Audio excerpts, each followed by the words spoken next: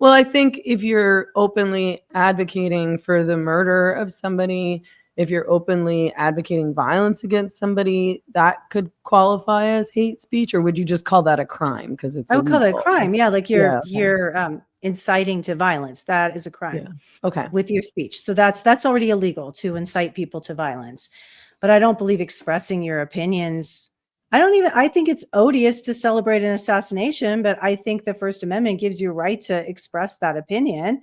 Yeah. And I do think if an employer finds that out organically, they would have a right to fire it. I don't like watching this gleeful doxing and dogpiling and calling people's employers to get them fired. I think it's just too reminiscent of what's been happening on the left for 15 years. Yeah. And I agree with you. I do think people have the right to be like, I'm glad he died. I think you're a gross person, but like, you can say that, I think that is different than openly calling for someone's death or advocating for violence against somebody, which happened to me over and over and over and over again, and which I believe was contributed to by politicians and public figures. The mayor of my city publicly called me despicable. The mayor of Toronto vilified me ahead of my talk where I was, protested by 700 people. Like there was the protest.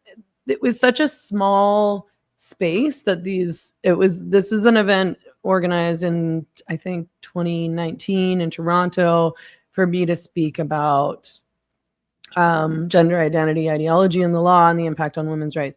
And it was at the Toronto Public Library, and it became this big, huge debate. These two writers started a petition to have the event canceled, of course,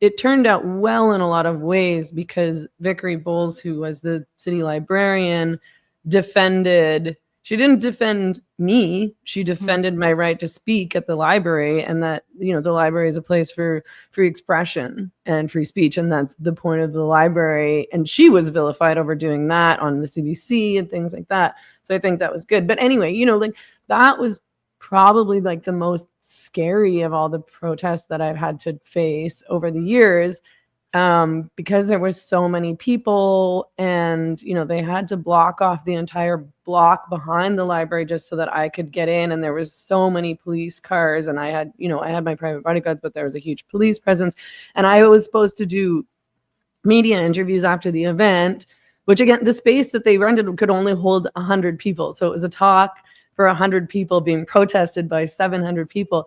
And the police wouldn't let me do the media interviews because they were so scared. Like they were visibly scared because like Antifa were there. And all of them had really scary experiences with Antifa where they throw like shards of glass into their eyes and things like that. And they're like, you can't do talks. We're getting you out of here. And they're like, do you want us to cover you with a jacket when you leave? And I was like, no, I'm not fucking hiding. Fuck this. But like, it was so scary for all the people coming into the building through the front who were being screamed at and threatened and harassed. Like there was just so many really scary things that happened to me because of the way that I was treated by the media and politicians. And then you pretend that it's just like, first of all, not a big deal, and that it didn't put me in serious danger, and that like I deserved it also because, maybe I shouldn't say things like trans women or men.